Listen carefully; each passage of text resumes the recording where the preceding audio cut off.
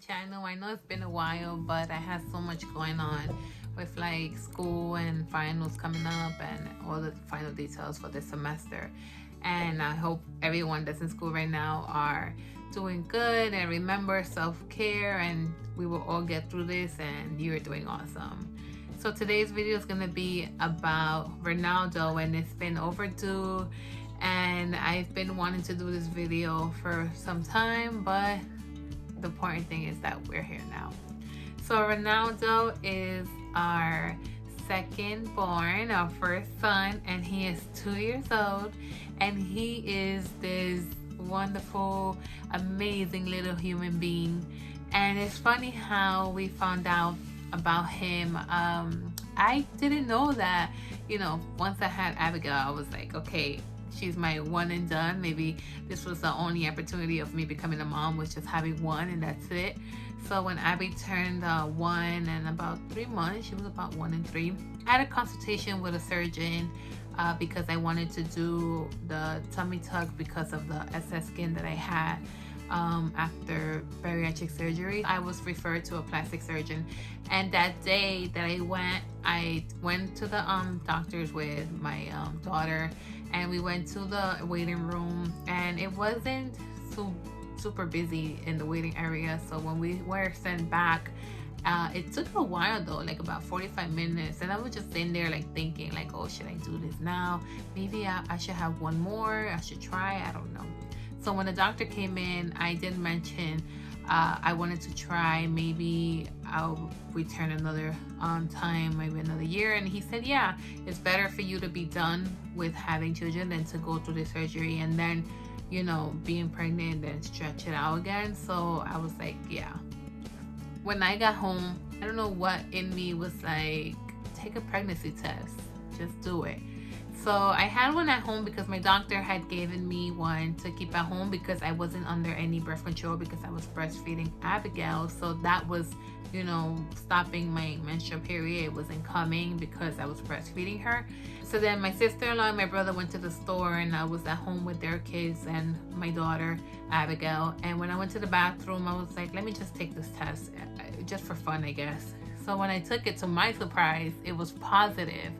And I was like, oh my God, maybe this test was not working because I've had it here for so long. So I called my sister-in-law, and I'm like, please bring me a pregnancy test. And she's like, why? And I'm like, look. And when I showed her, she was like, oh my God, yes, I'm gonna take you one. So she brought one back. I did the test, and yes, it came out positive again.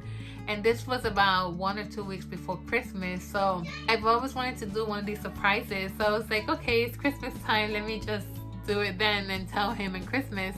So I set this up, and this is what happened. Hold on. Ronald, right here. Look at the beer. Ronald, look.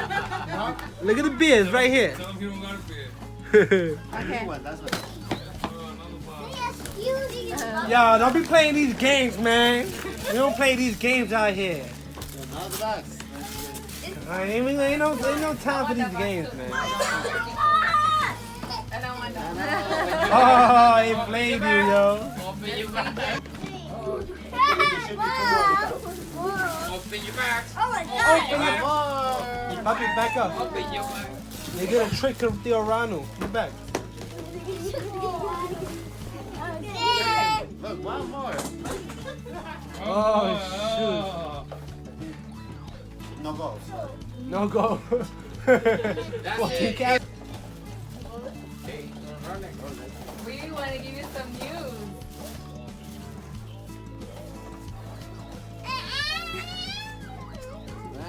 Congratulations! Congratulations! Abby. Another one.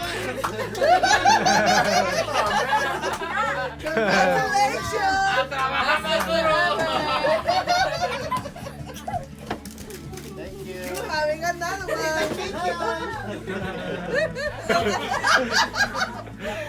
It's not a joke. I know. You're gonna be a big sister, Abby. And then I was just like, okay, let's go with it. Maybe we'll have another daughter. I was scared because I was thinking, oh my God, we're in this room, and how we're gonna bring another child in this one bedroom that we're in right now. So that's when we automatically like thought about moving. So fast forward to March, was when I went to a 3D sonogram with my husband and Abigail, and with my comadre, who is Ronaldo's godmother, Maria. She went with us, and they told her the sex of Ronaldo, and then she called the store and got us the gender balloon, and we went to my mother's house, and we found out it was a boy. Yay! 7.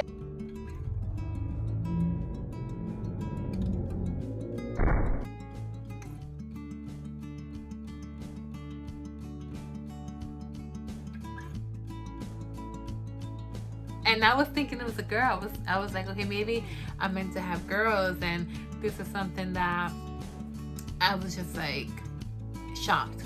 But of course, Ronald, being the soccer player that he was at the time, he was wishing for his soccer boy, and he got him. So Ronaldo, like, it was a crazy pregnancy, not because of like pains or anything, but more because my cervix was thin. So I was on frequent sonogram appointments because they just wanted to take a look at that, and we didn't want a premature baby.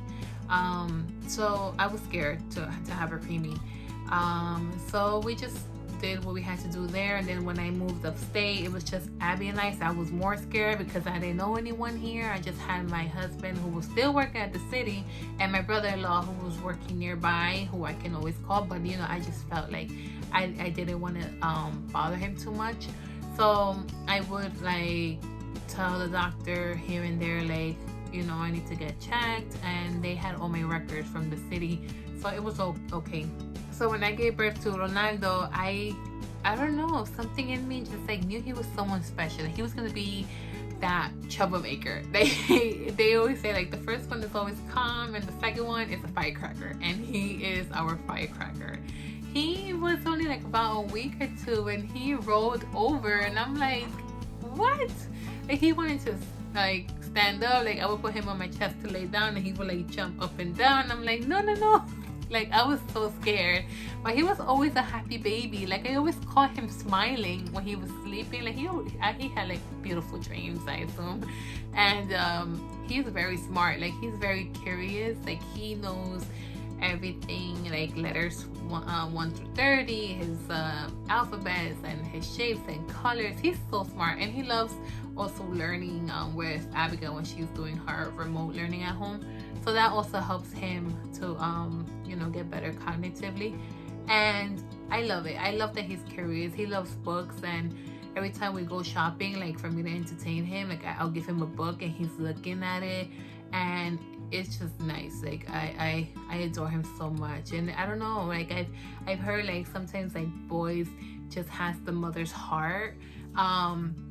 And I love both of my kids. I love both of them. I still look at them and I'm like, oh my God, I can't believe they're mine. I can't believe I held them in my belly. Like, it's just beautiful. It's so beautiful. And I just feel like Ronaldo, I didn't have like thoughts of him being I mean, not hitting his milestones, if that makes sense.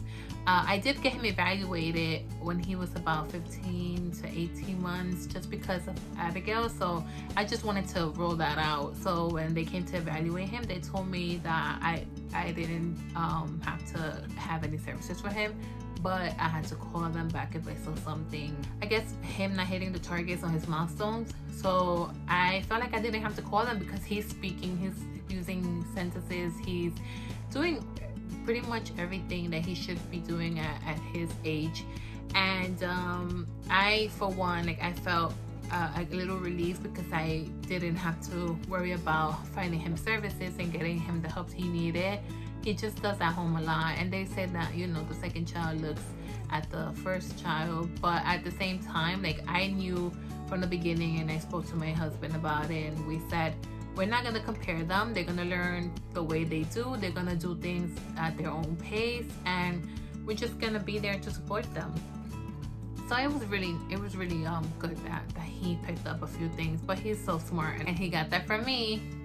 So right now he loves cars and trains, and he loves to color, and he loves to just he's very hyper. Like I guess he gets that from my husband's side, because my mother-in-law did say that my brother-in-law and also my husband Ronald, who used to do handstands all the time, and I'm like, okay, this is where he got it from.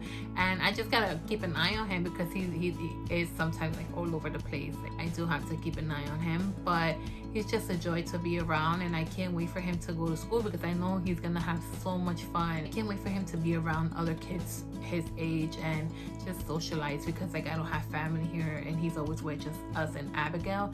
I do want him to be with other kids that are, you know, more so his age, and you know, for him to find little friends. I'm hoping that we end this pandemic that we're in, and that things become, you know, regular again, and we're able to hang out with other moms and, you know, in the park with other kids. But yeah, so that's all I have to say about our Ronaldo, and I hope you guys enjoy this video. And again, you can DM me on Instagram and we can chat a little more if you have anything you want to discuss.